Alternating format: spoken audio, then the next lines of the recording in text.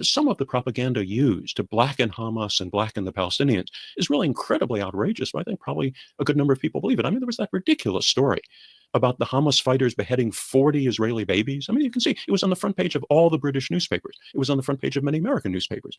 And it was utterly fabricated. It was utterly ridiculous. In fact, I think only one Israeli baby was killed in the entire attack. And it's known that the infant was killed in exchange of gunfire. In other words, just through random gunfire.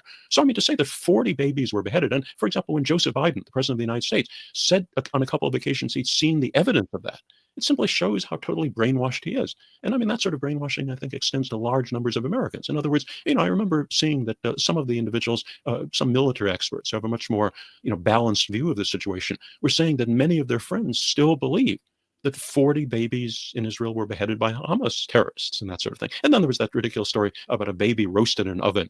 And most recently, there have been these claims about Hamas gang rapes, sexual mutilations, all these horrible atrocities that only were discovered 2 months after the attack. In other words, nobody had mentioned a word of them for the first 2 months. And then suddenly they pop up when people are concerned about tens of thousands of Palestinians being killed in Gaza.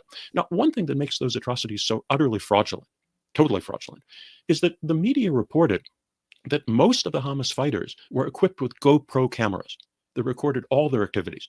The Israelis afterwards, I mean, some of the Hamas fighters were killed obviously in missile strikes or tank shells, but probably many, many dozens of them were killed by bullets. Their bodies were recovered, the cameras were recovered, and the Israelis then said that they were going through hundreds of hours of video footage.